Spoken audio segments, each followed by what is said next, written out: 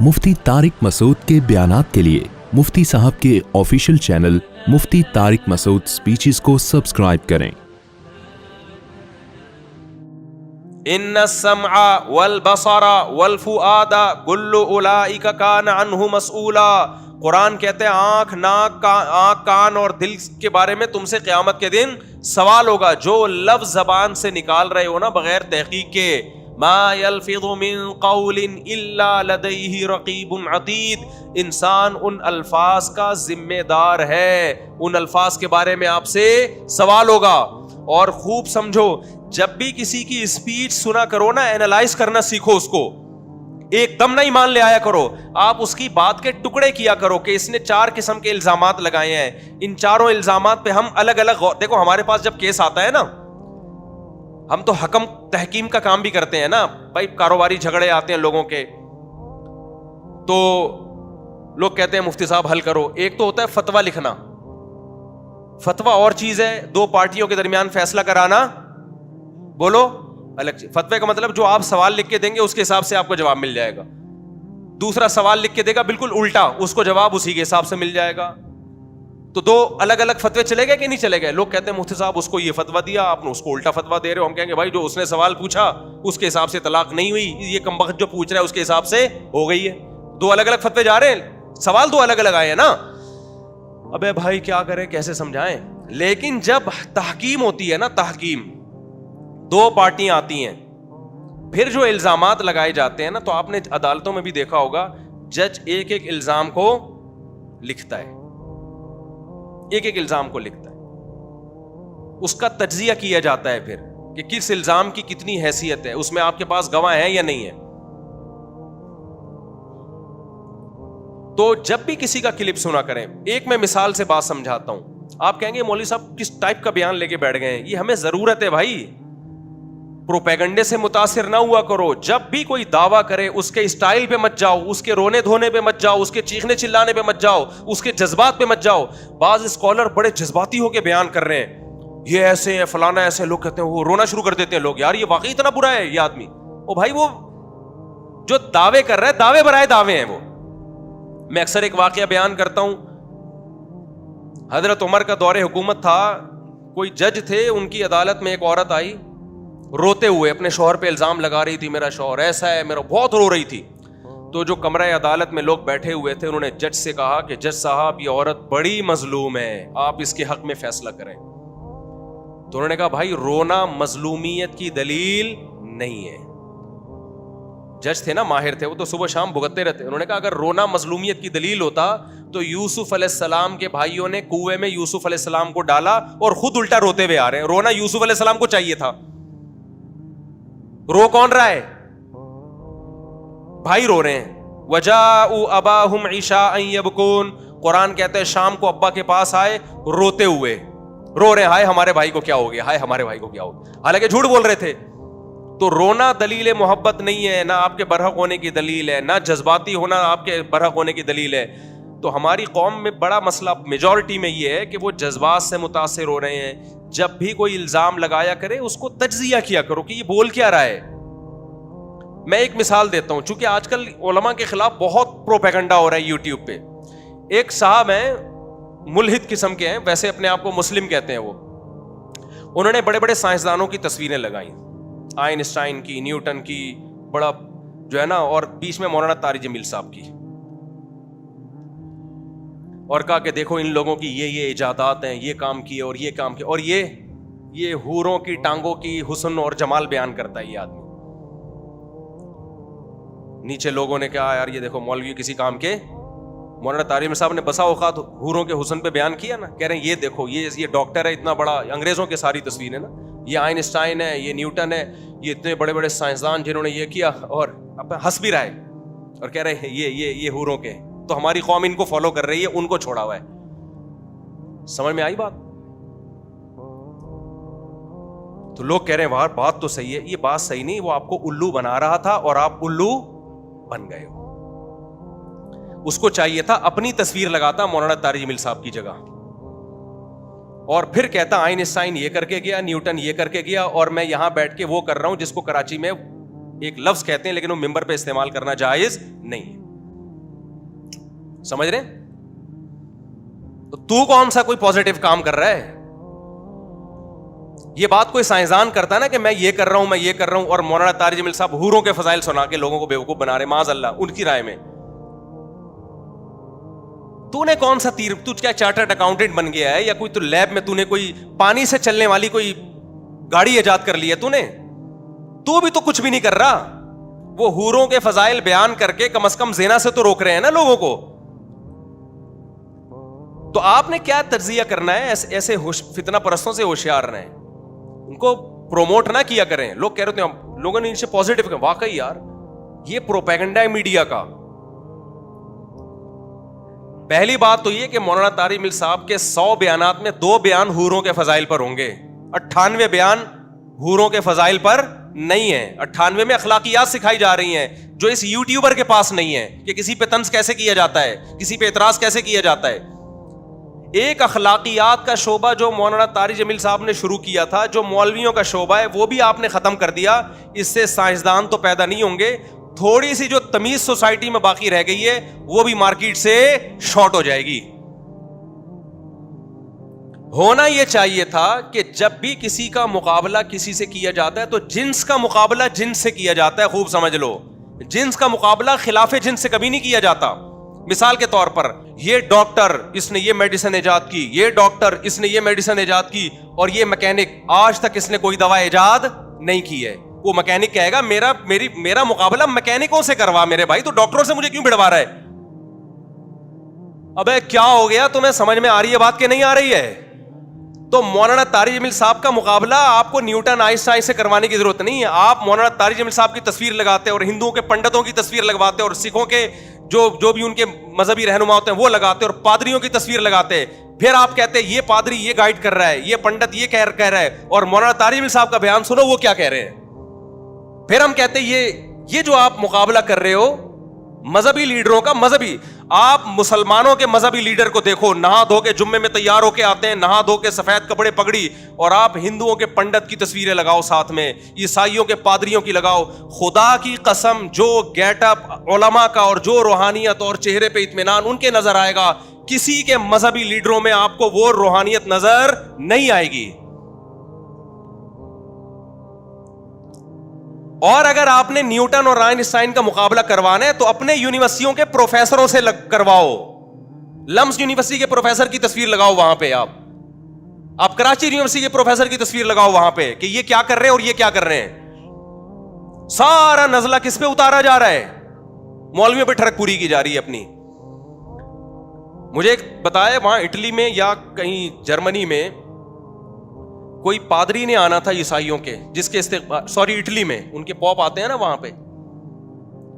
اب وہ عیسائی لوگ انتظار میں کھڑے ہوئے کہ ہمارے پوپ آئیں گے۔ ہمارے یہاں سے ایک عالم گئے، میں نام نہیں لینا چاہتا ہوں عالم کا، وہ شاید ناراض ہو جائیں۔ ان کا اتنا خوبصورت چہرہ، اتنی بڑی داڑھی ان کی، بڑے چہرے پہ ایک رونق۔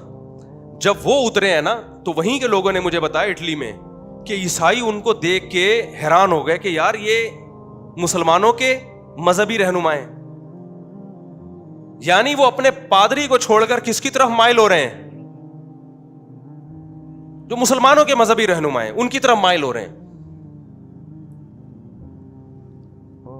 تو پروپیگنڈا دیکھو کس طرح سے ہو رہا ہے۔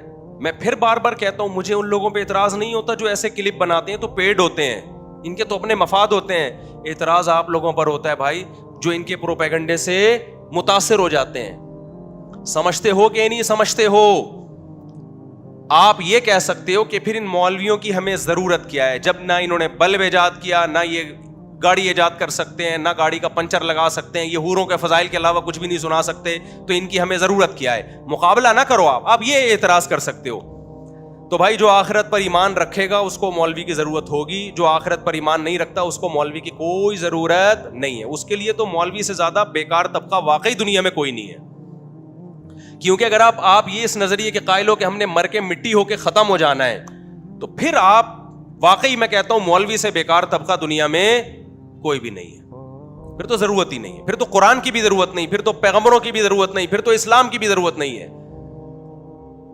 پھر تو یہ دنیاوی اور مادی ترقی ہی سب کچھ ہے. لیکن قرآن پکار کے کہہ رہا ہے وما بلغوا معشار ما آتیناہم, اس ترقی سے متاثر مت ہونا. پچھلی امتوں کو جو ہم نے تباہ کیا ہے اسی سائنسی ترقی پہ انہوں نے ناز کرنا شروع کر دیا اور پیغمبروں کی دعوتوں کو ٹھکرانا شروع کر دیا. پیغمبر نے کہا زنا حرام, انہوں نے کہا ہم سائنسی ترقی کو فوکس کریں گے. زنا کرنا نہ کرنا یہ مذہب کا ٹاپک ہے, یہ ہمارا ٹاپک, یہ ہمارا ہیڈ ایک نہیں ہے. یہ لوگ جو مولویوں کی مخالفت کر رہے ہیں نا صرف ایک حور کو لے کے, مولوی کا اصل ٹاپک حور نہیں ہے. مولوی کا اصل ٹاپک یہ کہ آپ اپنے باپ اور ماں کو بڑھاپے میں اولڈ ہاؤس میں جمع نہیں کرا سکتے. یہ سمجھتے ہیں کہ ہم جمع کرائیں گے تو ترقی کریں گے, گھر میں رکھیں گے تو ہمیں ان کی کھانسی برداشت کرنا پڑے گی. یہ اس ٹینشن سے بچنے کے لیے سوسائٹی سے مولوی کو کیا کر رہے ہیں, نکالنا چاہتے ہیں. مولوی کہتا ہے تمہیں زنا کرنے کی اجازت نہیں ہے. ان کو پتا ہے اگر ہم نے زنا کو حرام کر دیا تو بہت ہم چاند پہ تو پہنچ, دیکھو انگریز زنا کر کے بھی چاند پہ پہنچا کہ نہیں پہنچا, تو ان کو تو چاند پہ پہنچنا ہے. ان کو کیا اس سے کہ خدا کس چیز سے خوش ہوتا ہے, خدا کس چیز سے ناراض ہوتا ہے. تو مولوی کہتا ہے نکاح کرو, ان کو اس سے تکلیف ہو رہی ہے. یہ کیوں ہمارے داخلی معاملات میں ہم گرل فرینڈ رکھیں یا نکاح کریں, ہمارا ہیڈ ہی ہے. سمجھتے ہو کہ نہیں سمجھتے ہو؟ مولوی کہتا ہے شراب کیا ہے, حرام ہے. یہ کہتے ہیں یار شراب پی کے انگریز کہاں سے کہاں چلا گیا. مولوی کہتا ہے بھائی شراب پی کے تو یہاں بیٹھے بیٹھے آپ چاند پہ پہنچ جاتے ہو, ہم مانتے ہیں اس بات کو, لیکن خدا شراب سے کیا ہوتا ہے, ناراض. چترول لگیں گے مرنے کے بعد. جو زنا کرتا ہے دنیا میں ترقی کر لیتا ہے میرے بھائی وہ, لیکن چترول کب لگیں گے, مرنے کے بعد. جو ماں باپ کو اولڈ ہاؤس میں جمع کرتا ہے ترقی کر لیتا ہے, ہو سکتا ہے میڈیکل کالج میں اس کے نمبر زیادہ اچھے آئے کیونکہ ابا کی ٹینشن ہی ختم ہو گئی, لیکن چترول کب لگیں گے, بولتے کیوں نہیں, مرنے کے بعد. سود کے ذریعے آپ پیسہ کماؤ گے, آپ قوم کا بیڑا غرق ہو یا نہیں ہو, آپ فائدے میں بظاہر چلے جاؤ گے. چترول کب لگیں گے, بولو نا, مرنے کے بعد. عورت پردہ نہ کرے ترقی کر لے گی وہ.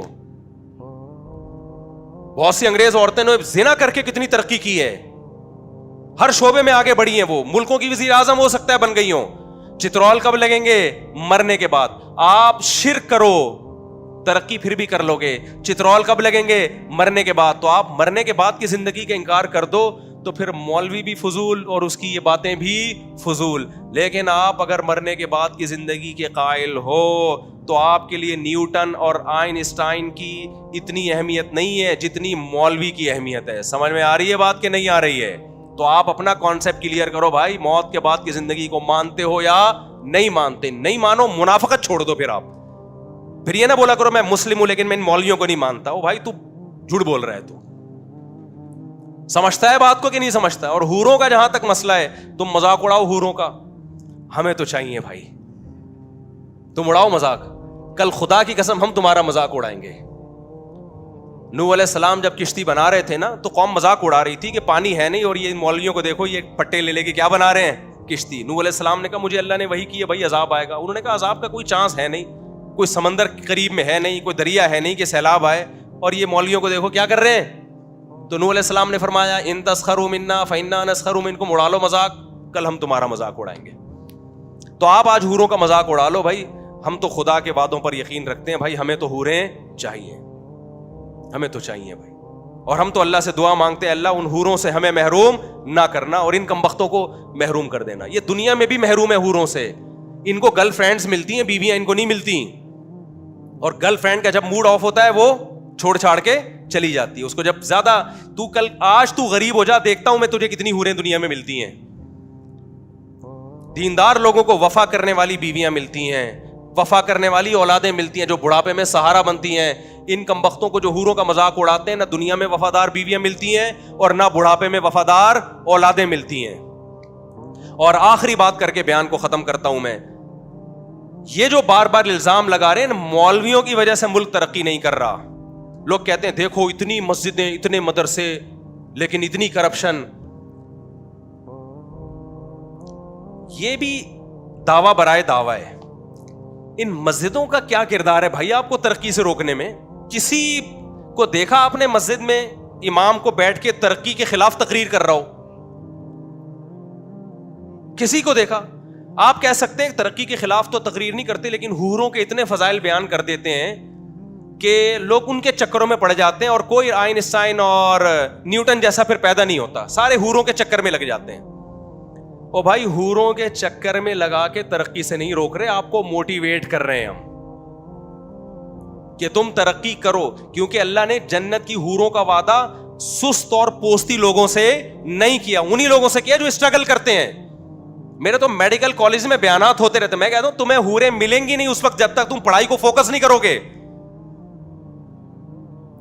اسلام جب دنیا میں آیا, مجھے ایک بات بتاؤ, سائنس نے ترقی کی ہے یا تنزل میں گئی ہے سائنس؟ یہ تو گورے اعتراف کر رہے ہیں کہ مسلمان سائنٹسٹ اگر نہ ہوتے تو جس ترقی پہ آج ہم ہیں آج سے 500 سال کے بعد ہوتے. تو اسلام کے دنیا میں آنے کے بعد ہی لوگوں نے سائنسی ترقی شروع کی ہے. تو اسلام نے کون سا ایسا سبق دیا تھا کہ سائنسی ترقی شروع ہو گئی؟ اس وقت تو یورپ اندھیروں میں ڈوبا ہوا تھا. جتنے آپ کے سائنسدان ہیں نا جو اس وقت جتنے علوم ہیں, ان سب کے تانے بانے کہیں نہ کہیں مسلمان سائنٹسٹ سے جا کے مل رہے ہوں گے. تو اگر اسلام ترقی میں رکاوٹ ہوتا ہے یا مولوی ترقی میں رکاوٹ ہوتا تو بنیادیں کیوں رکھی ہوتی ہیں اسلام نے سائنس کی؟ ایک چیز خیر کی تھی, آپ نے سائنس کا لیبل لگا کے اس خیر کو بھی سوسائٹی سے ختم کر دی. ہمارے ہاں میں ایک مثال دیتا ہوں, ہمارے یہاں جو تھوڑی بہت خیر ہے نا میرے بھائی, تھوڑی سی خیر, جو تھوڑی کرپشن کم ہے, بہت زیادہ ہے لیکن اور زیادہ ہوتی اگر یہ مدارس اور یہ مسجدیں نہ ہوتی, کیونکہ تھوڑا بہت حوروں کی لالچ میں ہو سکتا ہے کرپشن چھوڑ دے وہ. اگر یہ دینی مدارس اور مسجدیں نہ ہوتی جہاں کوئی خیر کی باتیں ہو رہی ہیں, تو خدا کی قسم آپ کے قانون میں اور آپ کے حکمرانوں کے پاس اتنی پاور نہیں ہے کہ وہ قوم کو سنبھال لیتے. انہوں نے, وہ خود اتنے کرپٹ ہیں, وہ تمہیں کرپشن کے خلاف بیان دیتے کیا؟ وہ لطیفے سناتے تمہیں کرپشن کے خلاف؟ ان کا کرپشن کے خلاف بولنا خود لطیفہ ہوتا. یہ تو تھوڑا بہت قبر کا عذاب کا خوف ہے جو لوگ دیانتداری سے کام لے رہے ہوتے ہیں. تو جب بھی میرے بھائی یوٹیوب پہ فیس بک پر کوئی بھی شخص بیٹھ کے فضول باتیں کر رہا ہو نا, تو اس کو پروموٹ نہ کیا کریں, اینالائز کیا کریں. نمبر 1, آپ نے یہ الزام لگایا, اس کا کیا ثبوت ہے آپ کے پاس؟ نمبر 2, آپ نے یہ الزام لگایا, اس کا کیا ثبوت ہے؟ نمبر 3, آپ نے یہ الزام لگایا, اس کا کیا ثبوت ہے؟ تاکہ آئندہ کوئی بولنے سے پہلے 100 دفعہ سوچے. سمجھ رہے ہو کہ نہیں سمجھ رہے ہو؟ اللہ تعالیٰ سمجھنے کی اور کھوپڑی کو استعمال کرنے کی توفیق دے.